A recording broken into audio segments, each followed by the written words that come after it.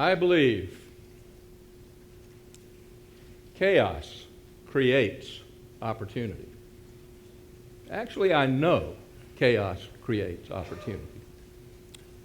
But I also believe sometimes it's possible to create opportunity by creating a little chaos. I have two stories to tell you. The first begins 25 years ago. September 22nd, 1989, early morning hours.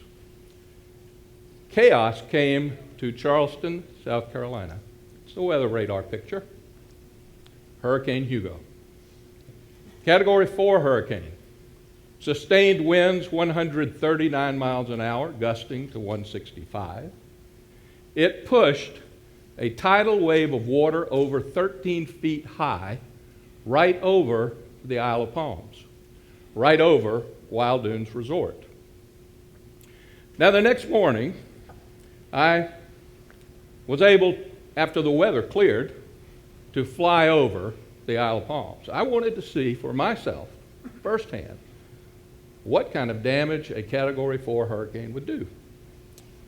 And I can tell you it was unbelievable. I described it as chaotic. It was cataclysmic. It was catastrophic. Unbelievable. One picture stuck in my mind that morning and remains there today. These boats are not toys. They're 30 feet, 40 feet, 50 feet in length. Some of them are still attached to their floating docks. They were blown out of the Wild Dunes Marina all the way across the Intracoastal Waterway and piled up, just like toys, on an island. Incredible. But I saw opportunity, or at least the possibility of opportunity. And I asked myself a series of what-if questions. What if the owner of this resort now is willing to sell it? Maybe at a good price, maybe on good terms. What if there's insurance? What if I could figure out how long it might take to recover? And what if I could answer the question that an investor is going to ask me, will it happen again? Now, my friend said, Earl, you're crazy. Earl, you know nothing about this. But that was noise that I put aside. And I tried to answer those what-if questions. It turns out that the owner had laid off every employee, shut the resort down, didn't know when they'd reopen it, didn't even know if they would reopen it. And they were willing to sell on good terms, good price.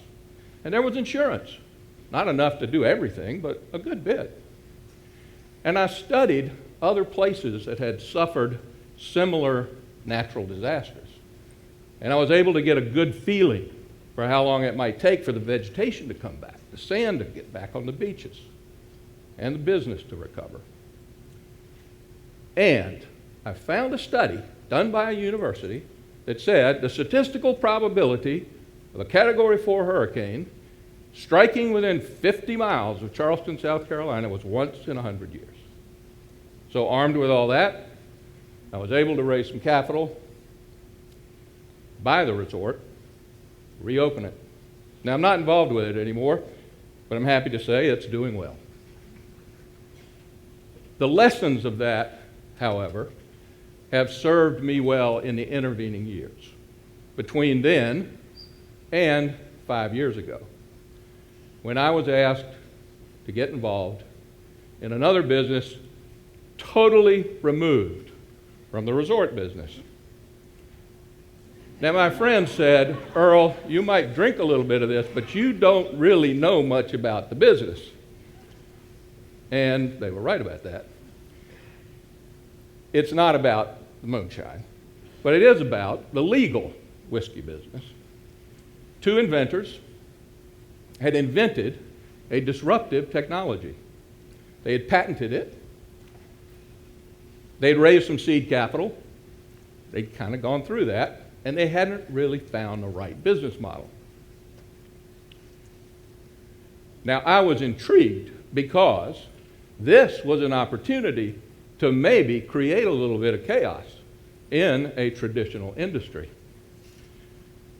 Now, to understand this technology, you first need to know a little bit about how whiskey is made. So the first thing that happens, you take grain, put it in water, add yeast, and you wait 3 or 4 days. Heat it a little bit. Because the yeast starts to break down the sugars and the starches into ethyl alcohol, ethanol, which is what we drink. And after those 3 or 4 days, you turn the heat up because the ethanol will evaporate first before water. And you collect it in stills like this. The stills capture the vapor, condense it, and concentrate it. And you have whiskey. And you put the whiskey in barrels. And then you put the barrels in warehouses and you leave them there for 4 to 20 years. 4 to 20 years. Now, our inventors don't ask what-if questions. They're scientists. And they ask why questions. And so they ask, why do they put whiskey in barrels? And why do they put the barrels in a warehouse? And why do they leave them in the warehouse for 4 to 20 years? And why does that make the whiskey better? Why isn't there a better way? And they researched what happened in the barrel. What the barrel does, it acts like a filter. So as the temperature changes over time, every day, every week, every month, every year in the warehouse, the oak staves in the barrel are absorbing the whiskey and releasing it. Absorbing it and releasing it. It's filtering away some impurities. And it turns out that those impurities were actually created way back in fermentation. So they get captured along with the ethanol, and the barrel filters them out. And they thought, there has to be a better way. Maybe we can use chemistry to get rid of those impurities instead of a barrel. And they invented this machine, this little machine. It takes ultrasonic energy, oxygen, temperature, in a very controlled environment to react away those impurities. 8 hours in this machine will get rid of more impurities than 4 years of barrel aging. Now, you want to upset a traditional industry. Right now, in Kentucky alone, there are 5 million barrels of bourbon sitting in warehouses. It was quite a challenge. The cost of barrel aging is significant. It more than doubles the cost of whiskey.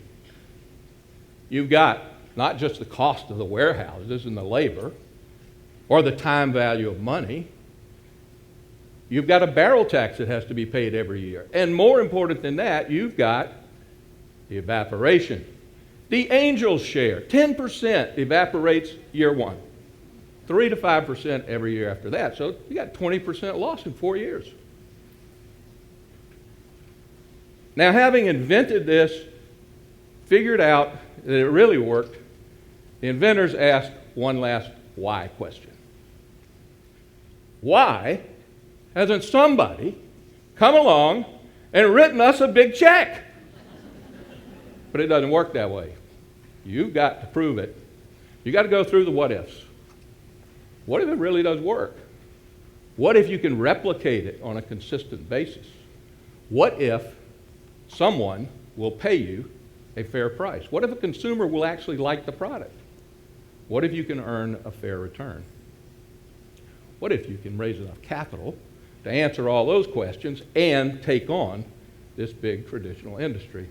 Well, I'm very happy to tell you that we were able to do those things. And as a result, this year, whiskey made with this technology can be found and consumed in all of these countries. You'll notice Scotland is missing. They almost ran us out of that country when they saw this technology. But let me leave you with this. I'll challenge you. Do not fear big change. Embrace chaos. Create it if you have to. Disregard the noise. Push aside tradition. Because I promise you, you will find opportunity.